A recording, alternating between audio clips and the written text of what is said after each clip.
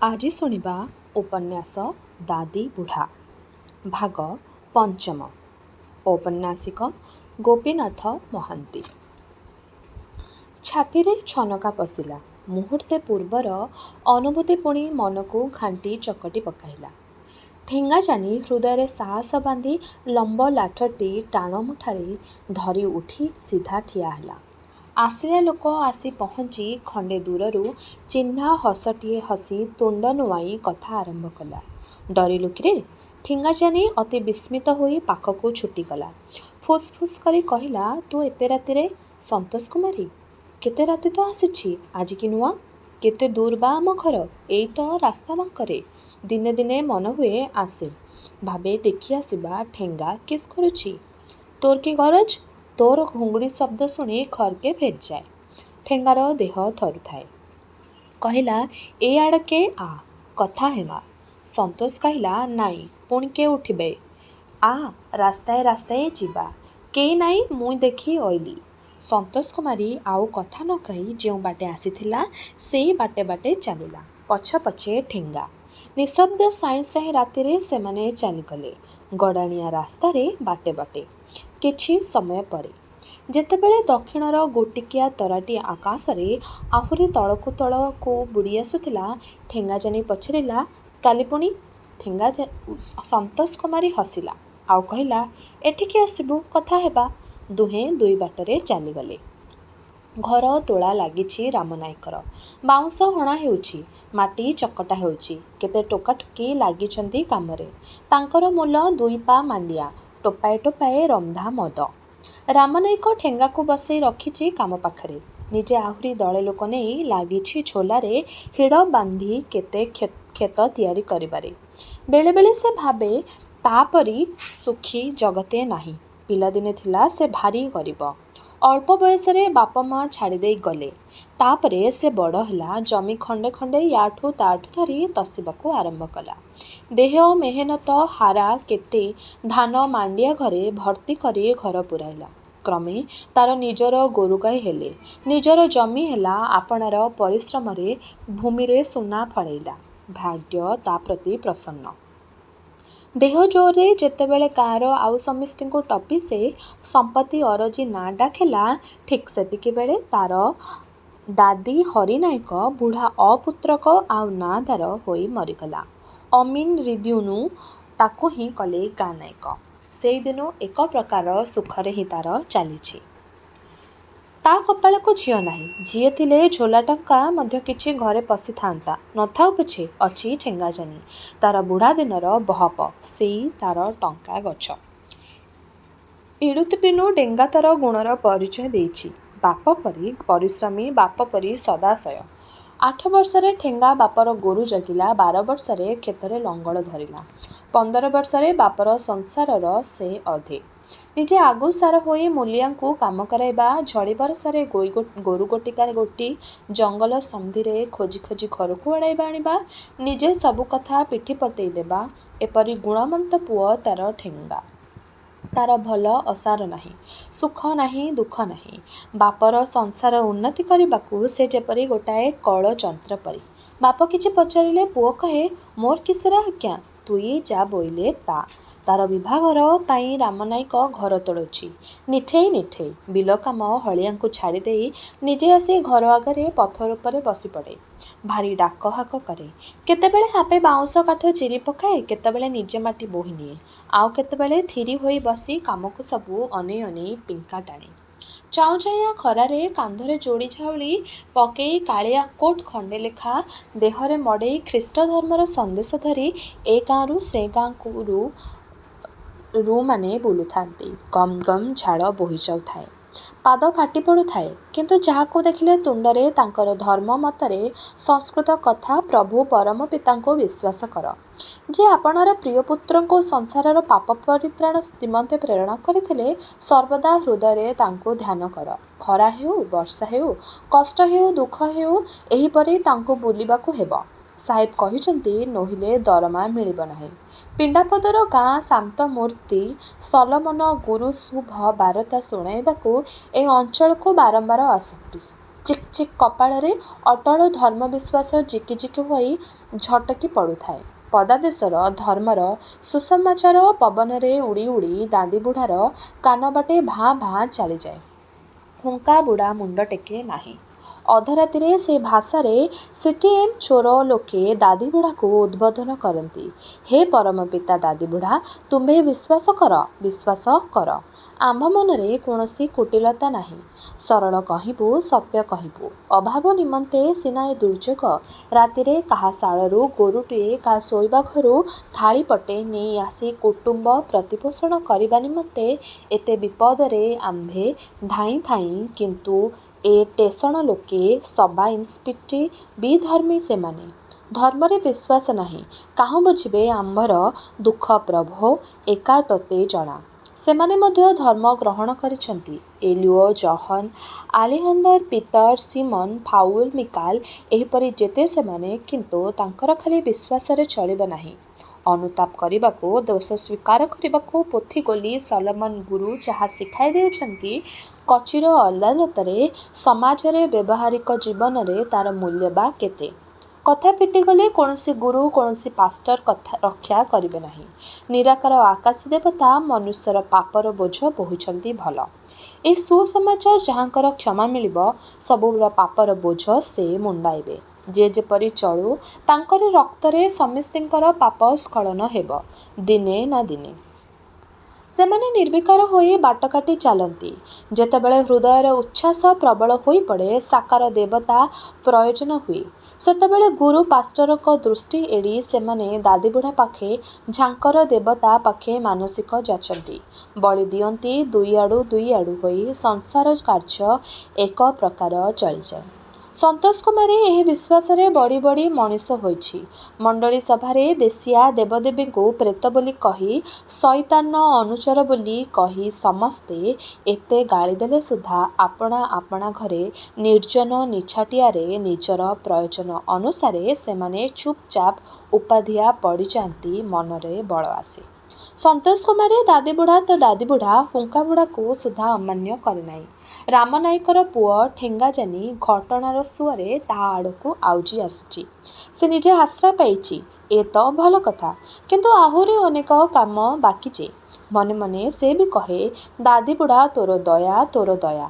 ଏକୁଟିଆ ଅନ୍ଧାରର ପହିଲି ପହରେ ଦାଦିବୁଢ଼ାକୁ ମୁଣ୍ଡିଆ ଉପରକୁ ସେ ଥରେ ଥରେ ଉଠିଯାଏ। ଶୁଖିଲା ତାଳପତ୍ର ଏକାଠି କରି ଦାଦିବୁଢ଼ାକୁ ଅଳ୍ପ ଛାଡ଼ି ନିଆଁଟିଏ କରେ। ଆପଣାର ବିଶ୍ୱାସ ଜନ୍ମେଇ ମନେ ମନେ କହିହୁଏ, ଦାଦିବୁଢ଼ା, ତୁ ଜରୁର ରହିବୁ ଆଜି। ମତେ ଦୟା କରିବୁ। ମୋ କଥା ମନେ ରଖିଥିବୁ ସବୁବେଳେ।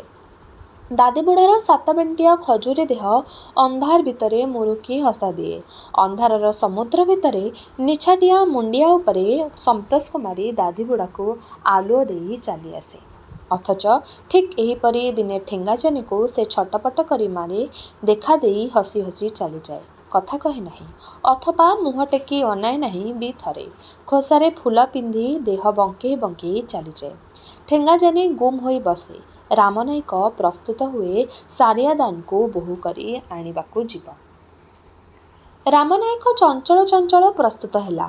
କନ୍ୟା ମାଗିବାକୁ ଯିବ। 5 ବୋତଲ ମଦ ଦରକାର। ସେ ତା ଯେକୌଣସି ସମୟରେ କିଣା ହୋଇ ଆସିବ। ଆଉ 5 ହାଣ୍ଡି ଲନ୍ଧା ମଦ। ସେଥିପାଇଁ ମାଣ୍ଡିଆ ଯାଉକୁ 6.5-7 ଦିନ ଆଗରୁ ପାଗଯୋଗ ନ କଲେ ଭଲ ନିଶା ବାହାରିବ ନାହିଁ। ଖାଲି ସେତିକି ନୁହେଁ, ଭଲ ଲୁଗା ଖଣ୍ଡେ ଦରକାର। କନ୍ୟା ନାକ କାନ ପାଇଁ ସୁନା ଖଣ୍ଡେ 2 ଖଣ୍ଡ। ଆଉ ଦିଶାରୀ ବା ପୁରୋହିତ ପାଗଯୋଗ ଠିକ୍ କରିଦେବ। କେଉଁ ଦିନ ଭଲ, କେଉଁ ମୁହୂର୍ତ୍ତରେ ଆଶା ଫଳିବ। ସେହିପରି ବେଳକାଳ ଉଣ୍ଡି କନ୍ୟା ଘରକୁ ଯାଇ 5 ପଞ୍ଚାୟତରେ କଥାଟା ଛିଣ୍ଡାଇ ଦେଇ ଆସିବାକୁ ପଡ଼ିବ। ଶୀତ ଚାଲିଯାଉଛି। କୁହୁଡ଼ି ଉଠିଯିବ। ଚାରିଆଡ଼ ସଫା ପରିଷ୍କାର। ବଣ ଜଙ୍ଗଲରେ ନୂଆ ନୂଆ କଅଁଳିଆ ଫୁଲ ପତ୍ର। ଏଇ ଶୀତ ଶେଷରେ ପହିଲି ବସନ୍ତରେ ଧାଙ୍ଗଡ଼ା ଧାଙ୍ଗଡ଼ିଙ୍କୁ ବାୟା ଲାଗେ। ତାହା ଆଗରୁ ବୁଢ଼ାଏ କଥା ଠିକ୍ ଠିକଣା କରି କନ୍ୟା ମାଗଣା ଛିଣ୍ଡାଇ ଦେଇ ସାରିଥିଲେ ଭଲ। ଦିନ ପାଖେଇ ଆସିଲା। ଆପଣାର କାର୍ଯ୍ୟ ପାଇଁ ବାପ ହୁକୁମ ଅନୁସାରେ ଠେଙ୍ଗାଯାନିକୁ ଖୁବ୍ ଖଟିବାକୁ ପଡ଼େ। ମନର କଥା ମନ ଭିତରେ ଥାଏ। କେବେ କେଉଁଦିନ ଭାଗ୍ୟ ଥିଲେ ନିଛାଟିଆ ନିର୍ଜନ ରାତିରେ ସନ୍ତୋଷ କୁମାରୀ ସାଙ୍ଗେ ଭେଟା ଭେଟି କଥାଭାଷା ଟିକିଏ ଟିକିଏ ହୁଏ। ସେତିକିକୁ ସମ୍ବଳ କରି କଳ ପରି ଠେଙ୍ଗାଯାନି ଚଳିଯାଏ।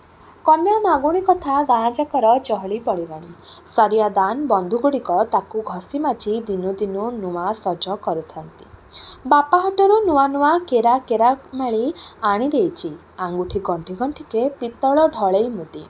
ସାରିଆଦାନ କଦଳୀରେ ଝଟକି ନୂଆ ଲୁଗାରେ ସଜ ହୋଇ ଅଳଙ୍କାର ବୋଝେଇ ହୋଇ ଧାର ଧାର ଆଖିର ଦୃଷ୍ଟି ଆପଣାକୁ ପକାଇ ବାଟ ଚାଲେ। କେବେ ଠେଙ୍ଗାଜାନି ସାଙ୍ଗେ ଦେଖାହେଲେ ତଳକୁ ମୁହଁ ପୋତି କଣେଇ କଣେଇ ଅନାଏ, ଆଉ ହସି ଦେଇ ଚାଲିଯାଏ। ଠେଙ୍ଗାଜାନିକୁ ମଧ୍ୟ ସାଙ୍ଗସାଥୀଙ୍କଠାରୁ ଟାହି ଟପରା ଶୁଣିବାକୁ ପଡ଼େ ବହୁତ। ସେ ଅଭିନୟ କରେ ଯେପରି ସବୁଥିରୁ ସେ ବି ଆମୋଦ ପାଉଛି। ସେ ପଦାକୁ ହସେ, ମନ ଭିତରେ ସବୁ ଗୋଳମାଳ ହୋଇଯାଏ। ସାରିଆଦାନ ଆଉ ସନ୍ତୋଷ କୁମାରୀ ଠେଙ୍ଗାଜାନିର ତଉଲି ଦେଖିବାକୁ ଚେଷ୍ଟା କରେ। ସାରିଆଦାନ ସୁନ୍ଦର, ସାରିଆଦାନ ଭଲ, କିନ୍ତୁ ସେ ଯେମିତିକା ନିତାନ୍ତ ଗାଈ ଗୋରୁ ପଡ଼ି ଏଡ଼େ ସହଜ ସେ ତା'ର ଚିନ୍ତା। ମନ ଉପରେ ଖେଞ୍ଚା ମାରିପାରେ ନାହିଁ। ସବୁଥିରେ କାମ୍ୟ ସନ୍ତୋଷ କୁମାରୀ। ସେ ଜାଳିପାରେ, ସେ ଟାଣିପାରେ। ମନେ ମନେ ଠେଙ୍ଗାଜାନି ଭାବେ ସନ୍ତୋଷ କୁମାରୀ ତା'ର କେହି ନୁହେଁ। ସେ ବିବାହ ହୋଇଛି ସନ୍ତୋଷ କୁମାରୀ କାହାରି ପରର। ଏପରି ଯେତେଥର ଭାବେ ସେତେଥର ମନ ଭିତରେ କେଉଁଠି କ'ଣ ପବନରେ ମିଳାଇ ଯାଇ ଶୂନ୍ୟ ହୋଇଯାଏ। ସେ ଏପରି ଧାରଣାକୁ ସମ୍ଭାଳି ପାରେ ନାହିଁ। ଚାଲିଲା ବୁଲିଲା ପରି ତାଙ୍କ ସାହି ପାଖେ ଯାଇ ନସର ପସର ହେଉଥାଏ। ଏଇ କାଳେ ସନ୍ତୋଷ କୁମାରୀ ବାହାରି ପଡ଼ିବ କାଳେ। ସେଦିନ ଅନ୍ଧାର ରାତି ହୋଇଥାଏ। ସମସ୍ତେ ଶୋଇପଡ଼ିଥାନ୍ତି। ମଝି ରାତିରେ ଶୀତରେ ମଞ୍ଜ ଧରି ଯାଉଥାଏ। ସନ୍ତୋଷ କୁମାରୀ ଆଉ ଠେଙ୍ଗାଜାନି ଭେଟାଭେଟି ହେଲେ 3 ସପ୍ତାହ ପରେ। ସେ ସଫା ସଫା ପଚାରିଲା, କାହିଁକି ଏତେ କଥା ଆଉ ଠେଙ୍ଗା? କେତେଦିନ ବା? ତା' ପାଇଁ କନିଆ ମାଗ୍ନି ଦେବାକୁ ବସିଲାଣି। ଆଉ କିଛି ଦିନେ ସୁଖରେ ତୁ ସାରିଆଦାନକୁ ନେଇ ଘର କରିବୁ। ଏତେ କାଳ ଲୁଚିକାଳି ଖେଳର ଆଉ ଦରକାର କ'ଣ? ସନ୍ତୋଷ କୁମାରୀ କଜିଆ କରିବାକୁ ଆସିଥିଲା। ଥିରି ଥିରି କଥା ଫ ଫ ନିଶ୍ୱାସରେ ମିଶି ମନ ଗହୀରକୁ ପଶିଯାଏ। ଆଉ ଲୁହଧାରାର ସ୍ୱର ଓଦା। ବାପା ଜବରଦସ୍ତି କରୁଛୁ ବୋଲି କହିଛୁ? ତୁ ପରା ଅଣ୍ଡ୍ରା ପିଲା, ତୋ ତୁଣ୍ଡରେ କଥା ନାହିଁ କି? ଥାଉ ଥାଉ, ମୁଁ ତୋତେ ଏତେ ବୁଦ୍ଧି ବତାଇବା କି ଦରକାର? ତୋ ସୁଖରେ ତୋ ବାଟରେ ତୁ ଯା, ମୋର କହିବାର କିଛି ନାହିଁ। ଆଗରୁ ତ କେତେ ମନା କରୁଥିଲି, ଏଥିରେ କିଛି ଲାଭ ନାହିଁ। ଆମରି ଜାତି ଭିନ୍ନ, ଯୋଗଟା ନ ହେବା କଥା। ଯେଉଁ ରୀତିର ଆମର ଦାଦି ଅନ୍ୟ କାଳରୁ ଚାଲୁନାହିଁ, ବୃଥା କଥା ଏସବୁ। ତୁ ସେତେବେଳେ ମାନିଲୁ ନାହିଁ। ଏବେ ତୋ ବିନା ମୋର ଆଉ କେହି ନାହିଁ। ମାତ୍ର ବାପା ମାଆଙ୍କର ସୁନାପୁଅ ହୋଇ ମୋତେ ଗୋଡ଼ରେ ଗଡ଼େଇ ଦେଇ ତୁ ତୋର ବିଭା କନ୍ୟା ନେଇ ଘରଦୁଆର କରିବୁ ମୁଁ ଜାଣେ। ଆଉ ଏମିତି ଅବସ୍ଥା, ଆମର ଛାତି କୋଡ଼ି ହୋଇ ମନେ ମନେ ମରିଗଲେ ପଦାରେ ପଦେ କଥା ବି କହିବାକୁ ମନେ ହେବ ନାହିଁ। ସନ୍ତୋଷ କୁମାରୀ କାନ୍ଦି ପକାଇ ଚାଲିଗଲା। ରଖିଗଲା ଠେଙ୍ଗାଜାନି ମନରେ ଘୋର ଉଦୁମତା ଅଶାନ୍ତି ଯେ ଖାଲି ଛାଟି ପିଟି ହୁଏ, ଆଉ ପଦାକୁ ବାହାରି ପଡ଼ିବାକୁ ବାଟ ଖୋଜେ। ବାପକୁ ମା'କୁ 2 ପଦ ଟାଣ ଟାଣ କରି ବତେଇ ଦେଲେ ତା'ର ପ୍ରାଣରେ ଶାନ୍ତି ଆସନ୍ତା। ବୁଢ଼ା ନାଇକର ନିଶଗୁଡ଼ାକ ଓପାଡ଼ି ପକାନ୍ତା। ବଳେ ବଳେ ଆପଣା ଇଚ୍ଛାରେ ଆପଣାର ଭଲମନ୍ଦ ସେ ବାଛି ନିଅନ୍ତା। କିନ୍ତୁ ଯେଉଁଠି ଆରପଟୁ ରୋକାରୋକି ନାହିଁ, ସେଠି ରାଗ ନିଷ୍ଫଳ। ସେଠି ଦୁଃଖ ଆଉ ରୋଷ ଖାଲି ଆପଣା ପ୍ରାଣକୁ ପୋଡ଼ି ଅଙ୍ଗାର କରେ। ବାପ ମା ସେମାନେ ଧାଇଛନ୍ତି ତାରି ସୁଖରେ କାହିଁକି ବାହାଘରଟା ଚଞ୍ଚଳ ନ ହେଉଛି ସେଥିସକାଶ ସେ ଦୁହିଁଙ୍କ ଭିତରେ ମନ ଖରାପ ଅଶାନ୍ତି। ତାଙ୍କର ଆନନ୍ଦରେ ମାଟି ଗୋବର ପାଣି ଅଜାଡ଼ି ବେଳକୁ ହାତ ଯାଏ ନାହିଁ, ମନ ପଛେଇ ଯାଏ। ତାଙ୍କରି ଭାବନା ଭିତରୁ ତାଳକୁ ତାଳ ପକାଇ ଠେଙ୍ଗାଜାନିକୁ ଆଗେଇ ଯିବାକୁ ପଡ଼େ। କିନ୍ତୁ ମନେ ମନେ ଖାଲି କଇଁ ଉଠେ ଆଉ ଯୋଉ ଝାଟିପିଟି। ଓଃ! ଠେଙ୍ଗାଜାନି ଅନ୍ୟମନସ୍କ ହେଲା। ବସିଛି ତ ବସିଛି, ଖାଇବାକୁ ମନ ନାହିଁ। ଦିନଯାକ ମାଟି ମେଦ ପରି। ସଞ୍ଜ ବୁଡ଼ିଗଲେ ମାଟି ମେଦରେ ହଠାତ୍ ଗୁଡ଼ାଏ ଅଖୋଜା ଜୀବନ କିଏ ପୂରେଇ ଦିଏ। କଳ ପରି ସେ ଘୂରି ବୁଲେ ସମାଜର ବନ୍ଧାଗତରୁ ଫିଟିପଡ଼ି ପଦାକୁ ଯିବାକୁ ତ ରାହା ନାହିଁ। ସେ ଆପଣାକୁ ହିଁ କକ୍ଷ କରି କେନ୍ଦ୍ର କରି ଭଉଁରୀ ଖାଉଥାଏ। ଆଉ ଗହନ ମନ ଭିତରେ ଆପେ ଆପେ ସାତ ପାଞ୍ଚ ଲାଗିଥାଏ। ଉପାୟ କାହିଁ? ମା କହିଲା ବାପକୁ, କାହିଁକି ପୁଅଟି ମୋର ମନମରା ହୋଇ ଯାଉଛି ଏତେ ଦିନ ହେଲାଣି? ବାପ କହିଲା, କାହିଁ ନାହିଁ ତ, ଯେ ବାହା ହୁଏ ସେ କ'ଣ ମନମରା ହୋଇଥାଏ କେବେ? ଭଲ ଅଛି, ଖାଉଛି ପିଉଛି, ଡୁଙ୍ଗୁ ଡୁଙ୍ଗା ବଜଉଛି, ଗୀତ ବୋଲୁଛି, ଏଇ ତ ଧାଙ୍ଗଡ଼ାର କାମ। ଏଥିରେ ମନ ଦୁଃଖ କଲା ବୋଲି କିଏ କାହିଁକି କହିବ? ଠେଙ୍ଗା ବୋଉ ବିଶ୍ୱାସ କଲା ନାହିଁ। ମୁହଁ ଶୁଖେଇ ମୁଣ୍ଡ ହଲେଇ ହଲେଇ ସେ କହିଲା, ମୋତେ କେମିତି ଲାଗୁଛି ଜାଣ? ପୁଅ ମନରେ ଆହୁରି କ'ଣ ପଶିଛି, ଯୋଉ କଥା ସେ ତୁମ ଆଗେ କହିବ ନାହିଁ କି ମୋ ଆଗେ କହିବ ନାହିଁ। ସାରିଆଦାନକୁ ବୋହୂ କରି ଆଣିବା, ହଁ ଭଲ ହବ, କିନ୍ତୁ ପୁଅ କ'ଣ ସେଥିରେ 16 ଅଣା ମଙ୍ଗିଛି? ତା'ର କ'ଣ ସାରିଆଦାନ ନିଜର? କିଛି ତୁମେ ଭାବୁଛ? କାଳେ ଆଉ କିଏ? ବାପ ଆଉ କୁହାଇଦେଲା ନାହିଁ। କେଡ଼େ ସରାଗରେ ସେ କାମଟିଏ ଆରମ୍ଭ କରିଦେଇଛି, ଏଥିରେ ପୁଣି ସନ୍ଦେହର ଛାଇ ସେ ସହନ୍ତା କିପରି? ବିରକ୍ତ ହୋଇ ପାଟି କରି ଉଠି କହିଲା, ଆରେ ଭଲ କଥା ଜାନିର ଝିଅ, ତହିଁରେ ପୁଣି ଏଡ଼େ ଭଲ ପିଲା, ଭାଗ୍ୟରେ ଥିଲେ ଏମିତି କନ୍ୟା ମିଳେ। ତାକୁ ଠେଙ୍ଗାର ବିଷ୍ଟ ନାହିଁ। ଆମେ କି ଜାଣୁ? ଆମେ କ'ଣ ମନା କରିବୁ ତାକୁ ଆପଣା ପାଇଁ କନ୍ୟା ବାଛିବାକୁ ନା କ'ଣ? ଆମକୁ ଯାହା ଭଲ ଆମେ ତା କରୁଛୁ। ନାହିଁ ଯଦି ଆଉ କେଉଁଠି ତାର ଜିଦି ଅଛି, ସେ କ'ଣ ମାଇକିନା ପିଲା ହୋଇଛି କହୁନାହିଁ କାହିଁକି? ତାର ସରଳ ବିଶ୍ୱାସରେ ଠେଙ୍ଗା ବୋଉ ଛାତିରେ ଜୀବନ ପଶିଲା। ଏହିପରି ସରଳିଆ ମଣିଷଟିଏ ରାମଜାନୀ, ଯେ ତାର ବିଶ୍ୱାସ ମଧ୍ୟ ପବନରେ ବୁଲାଇ ପରାଗ ପରି ହଲି ଦୋହଲି ଭାସିଯାଇ ତାର ଆପଣାର ଲୋକଙ୍କୁ ରଙ୍ଗେଇ ଦିଏ। ଦିନ ପାଖେଇ ଆସିଲା। ପୁଣି ଦିନେ କୁକୁଡ଼ା ବୋବାଳିରେ, ଗାଈ ଗୋରୁଙ୍କ ହମାରଡ଼ିରେ, ପାହାନ୍ତି ପହରର କଳରବରେ ହଠାତ୍ ଅନ୍ଧାର ରାତି ଭିତରୁ ସେଇ ଦିନଟି ଜନ୍ମ ନେଲା, ଯେଉଁଦିନ ରାମନାଇକ କନ୍ୟା ଗାଁ ରାଣୀ କରି ଯିବ। ସକାଳୁ ଉଠି ରାମନାଇକ ଏପାଖ ସେପାଖ ଦୌଡ଼ ଧାପଡ଼ ଲଗାଇ ଦେଲା। ସେ ନାଇକ ସତ, କିନ୍ତୁ ଆଜି ପରି ନିମତ ଗାଁରେ 7-5 ବଡ଼ ରଇତଙ୍କ ଗୋଡ଼ ନ ଧରିଲେ ନ ହୁଏ। ପାଲିଦା ଗାଁକୁ ଲୋକ ଯାଇଛି, ସେଠୁ ବନ୍ଧୁ ସଲାଦି ଆସୁଥିବେ, ବଡ଼ ଦୂର ବାଟ, ତଥାପି ସେମାନେ ଆସିବେ। ଠେଙ୍ଗାର ମା ଦିନଯାକ ଘର ଲିପାଲିପିରେ ବ୍ୟସ୍ତ। ସମସ୍ତେ ଧନ୍ଦି ହେଉଛନ୍ତି, ଖାଲି ଦେଖା ନାହିଁ ଠେଙ୍ଗାର। ବାପକୁ ପଦେ କହିଦେଇ ଆଜି ନିଜେ ଗୋରୁ ଗୁଡ଼ାକ ଅଡ଼େଇ ନେଇ ଅଦିନିଆ ଚରେଇବାକୁ ସେ ଚାଲିଯାଇଛି। ତାର ଦେଖା ନାହିଁ। ବାପ କହିଲା ମା'କୁ, ଦେଖୁଛୁ ତ ପୁଅ କଥା, ଆଜିକାଲି କାମରେ ଘାଣ୍ଟି ହୋଇ ମୁଁ ମରୁଛି, ସେ ତା ସୁଖେ ଯୁଆଡ଼େ ଇଚ୍ଛା ସିଆଡ଼େ ସାହାଯ୍ୟ କରିବାକୁ କେହି ନାହିଁ। ମା ହସି ହସି ଫାଟି ପଡ଼ିଲା। ସତ କଥା ତ, ତାର ତ ସେ କାଠଠୁ ବଟାଠୁ ସବୁ କାମ ନିଜେ କରିନେଇ ବାହା ହେଉଥାନ୍ତା, ତା ନ କରି ବାପା ମା ଉପରେ ଲଦି ଦେଇଛି। ସାମାନ୍ୟ କଥା ଦୁହେଁ ହସାହସି ହେଲେ। ପୁଅ ଅନ୍ୟବେଳେ ଯେଡ଼େ ବେହଲ ହଉ ପଛେ, ଏତେବେଳକୁ ଟିକିଏ ଲାଜ ତାକୁ ସାଜେ, ସେତକ ଦରକାର। ଉଞ୍ଚ ମୁଣ୍ଡିଆ ଡେଙ୍ଗା ପୁଅର ମୁଣ୍ଡଟିଏ ଏତିକିବେଳେ ବାପା ମା'ଙ୍କ ଗୋଡ଼ ତଳେ ନ ଘୁଷୁରିଲେ, ଏତେ କଷ୍ଟ ସହି ପୁଅ ଜନ୍ମ କରି ପୁଅ ମଣିଷ କରିବା ବୃଥା। ଠେଙ୍ଗା ଠିକ୍ କରିଛି, ଯାହା ତାର ପୂର୍ବପୁରୁଷମାନେ କରି ଆସିଥିଲେ ସେହିପରି ତ। ଖରା ଯାଇ ମାରିଦେଲା ବେଳେ ମରୀଚିକାମଳ ବଣ ଭିତରେ ଖୋଲ ସନ୍ଧିରେ ଝରଣା କୂଳରେ ନିଛାଟିଆ ଚଟାଣ ଉପରେ ଠେଙ୍ଗାଜହ୍ନି ଗୁମ୍ ହୋଇ ବସି ରହିଥାଏ। ଗୋରୁମାନେ ଚାରିଆଡ଼େ ଚରୁଥାନ୍ତି। ଆଜି ତାର ବାହାଘର ଠିକଣା ହେବ। ଆଜି ତାର ଖୁସି ହେବାର କଥା, କିନ୍ତୁ ଖୁସି କାହିଁ? ଶୀତଦିନିଆ ଖରା ଦେହରେ ବାଜେ ଟାଇଁ ଟାଇଁ, ତଥାପି ଛାଇ ଜାଗା ଦେଖି ଆଉଜି ପଡ଼ିଲେ ଖାଲି ନିଦୁଆ ନିଦୁଆ ଲାଗେ, ମୁଣ୍ଡ ଭିତରଟା ଘୋଳି ହେଲା ପରି। ଆଜି ସକାଳୁ ତାର କାହାରି ସଙ୍ଗେ କଥାବାର୍ତ୍ତା ହେବାକୁ ମନ ହୋଇନାହିଁ, କିନ୍ତୁ ଏଡ଼େ ନିଛାଟିଆ ବି ଶାନ୍ତି ନାହିଁ। ଆପଣା ଉପରେ ଛିଡ଼ିଛି ଭାରି। ଠେଙ୍ଗାଜହ୍ନି ମିଛଟାରେ ହେଇ ହେଇ ରଡ଼ି ଛାଡ଼ି 5 ଅଣ ଉଞ୍ଚେଇ ଗୋରୁ ଗୁଡ଼ାଙ୍କୁ ଭଡ଼ ଭାଡ଼ ପିଟି ଦେଇ ଆସେ। ସେମାନେ ପଥର ଉପରେ ଫାଟକୁଦ ଉପରକୁ ଟିକିଏ ଦୌଡ଼ି ଯାଇ ଚରି ଚରିକା ନିର୍ବୋଧ ଆଖିରେ ତା ଆଡ଼କୁ ଅନାଇ ରହନ୍ତି। ସେଥିରେ ବି ମନର କୋହ ମେଣ୍ଟେ ନାହିଁ। ସେ ଦୁର୍ବଳ ବାପା ମା'ଙ୍କ ବିରୁଦ୍ଧରେ ଯିବାକୁ ତା ପକ୍ଷରେ କଳ୍ପନା କରିବା ଅସମ୍ଭବ। ଅଥଚ ସମାଜର ଗତାନୁଗତିକ ବ୍ୟବସ୍ଥା, ଯାହା ତାର ବାପ ତାର ଭଲ ପାଇଁ କରି ଦେଇଛନ୍ତି, ସେଥିପ୍ରତି ତାର ପ୍ରାଣ ଭିତରର ଆକ୍ରୋଶ। ଅନେଇ ଅନେଇ ବହୁ ବେଳ କଟିଲା। ଆଜି ଦୁନିଆର ହସର ଦିନ।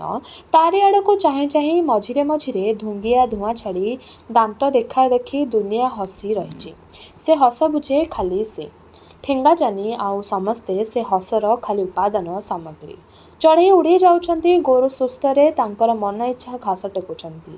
ଲଟା ଇଚ୍ଛା ତେଣେ ତାର ଫୁଲପତ୍ରର ବୋଝ ନେଇ ମାଡ଼ି ଯାଉଛି। ଖାଲି ମାଟି ମେଦ ପରି ପଡ଼ି ରହିଛି ସେ। ଆଉ ତାକୁ ପୋଡ଼ି ଜାଳି ତାରି ଅସ୍ତିତ୍ୱ ଉପରେ ରନ୍ଧା ମଦ ଢାଳି, ଡିପ୍ ମଦ ଢାଳି ଭୋଜି ମଉଛବ କରି ବାହାଘର କରି ନେଉଛନ୍ତି ବାପା ମା ଆଉ ଗାଁର ଯେତେ ଭାଇ ବନ୍ଧୁ ସମସ୍ତେ। ବେଳ ଗଡ଼ିଗଲା। ଠେଙ୍ଗାଜହ୍ନି ମାଦାଳ ଆଖିରେ କାହାରିକି ନ ଚାହିଁ ଆମ୍ବ ଗଛରେ ଧିରାଇ ଦେଇ ବସି ରହିଥାଏ। ସବୁ ରାସ୍ତାରେ ଜଙ୍ଗଲ ଉହାଡ଼ୁ ଜିକି ଜିକି ଯୁଡ଼ାଟିଏ କାହାର ଦିଶିଲା। ଏଠି ସମାପ୍ତିର ବନ୍ଧନ ନାହିଁ। ଠେଙ୍ଗାଜହ୍ନି ଚିହିଁକି ଉଠି ଅନାଇଲା।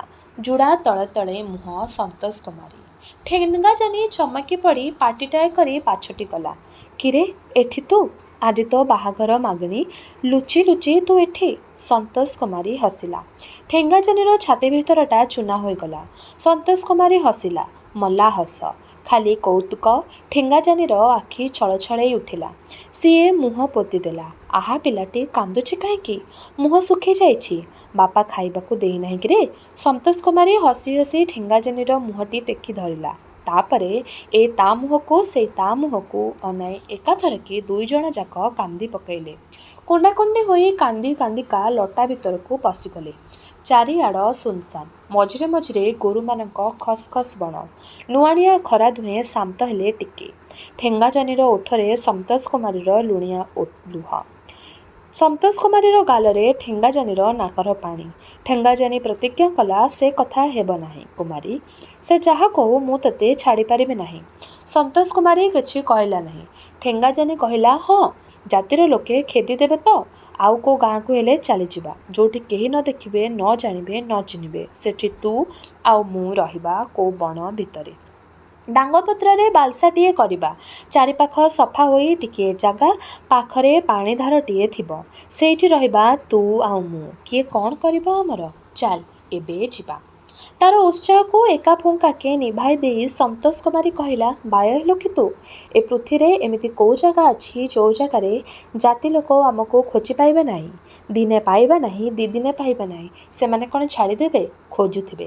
ଯଦି ଆମେ ଆଉ କେଉଁ ତାଲୁକାକୁ ଯେମିତି ସେମିତି ଲୁଚି ଲୁଚି ପଳେଇ ଯାଇପାରିବା ନା? ଖାଲି ଡାଳପତ୍ରରେ ବାଲୁସା ଖଣ୍ଡେ କରିଦେଲେ କ'ଣ ଝିଉଣି ଠିକଣା ହୋଇଯିବ? ପଇସା କାହିଁ? ଜମି କାହିଁ? ଖାଦି କାହିଁ? ଖଦି କାହିଁ? ଲୋକେ ଜାଣିଦେଲେ କି ଲାଜ କି ହରବର? ନାଇଁ ନାଇଁ, ତୋଛାକୁ ଆମେ ବାୟା ହେଇଛେ ସିନା, କିଛି ନାହିଁ କିଛି ନାହିଁ। ସନ୍ତୋଷ କୁମାରୀ କାନ୍ଦି ପକାଇଲା। ଠେଙ୍ଗାଜାନି କଠିନ ହେଲା। ସାହସ ବାନ୍ଧି କହିଲା, ଖାଲି କାନ୍ଦିଲେ ତ ହେବ ନାହିଁ କୁମାରୀ, କିଛି ଗୋଟାଏ କରିବାକୁ ହବ ତ। ଯିବା ଯିବା ଭାରି କୁମାରୀ। ଯୁଆଡ଼େ ହେଲେ ପୁଣି ପିଲାଙ୍କ ପରି ପଚାରିଲା, କୁଆଡ଼େ ଗଲେ ହେବ କହ ତ? ସନ୍ତୋଷ କୁମାରୀ କହିଲା, ଗୋଟେ ଜାଗା ଅଛି, ଆସାମ, ଚାଲ ଯା କୁଲି। ଆସାମ ଯିବା କୁମାରୀ? ଏତେ ବାଟ? ଆଉ କେଉଁଠିକି ଯିବା? ଆପଣା ଦେଶ ଛାଡ଼ି ଏତେ ବାଟ ଆସିବୁ ତୁ ମୋ ସାଙ୍ଗେ? କାହିଁକି ଆସିବୁ ନାହିଁ? ତୁଇ ଏକା ନ ଆସିବୁ ସିନା। ଆସାମ ଯିବା। ଆସାମ ଦ୍ୱୀପରେ କହିବା ତୁଇ ମୁଇଁ ବିବାହ ହୋଇଛୁ। ଗୋଟେ ପରଜା ଜାତି ଆମର। ମୁଇଁ ପରଜା ଧାଙ୍ଗଡ଼ି ପରି ଖଦି ପିନ୍ଧି ନେବି। ଚାଲ ଯିବା। ଦେଶ ଦେଖିବା, ପଇସା ଅର୍ଜିବା, ସେଠି ଯେତେଦିନ ମନ ଥିବ ରହିବା। ପଇସା ପତ୍ର ହେଲେ ଲେଉଟି ଆସି କୋରାପୁଟ କି ଜୟପୁରରେ କି କେଉଁ ସହରରେ ହେଲେ ଘରବାଡ଼ି କିଣି ରହିପାରିବା। କେତେଦିନ ହୋଇଯାଇଥିବ? କିଏ କ'ଣ କରିପାରିବ ଆମର? ସେଇ ଗୋଟିଏ ଉପାୟ ଛଡ଼ା ଆଉ କିଛି ନାହିଁ। ଯିବା ଯିବା। ଆସାମ କୁମାରୀ? ହଉ ଯିବା। କେବେ ଯିବା ତାହେଲେ? କାଲି ରାତି 9 ପାହାଣୁ ଉଠି ପଳାଇ ଯିବା। ତୁ ବାହାରି ଆସିବୁ ଧାଙ୍ଗଡ଼ା ବସା ଘରୁ। ବାଟ ପାଖରେ ମୁଁ ବସିଥିବି ତ। ଦୁହେଁ ଏକାଠି ଚାଲିଯିବା। ନୂଆ ଉତ୍ତେଜନାର ଠେଙ୍ଗାଜାନିକୁ ସବୁ ଉଜ୍ଜଳ ଦିଶୁଥିଲା। କହିଲା, ହଉ।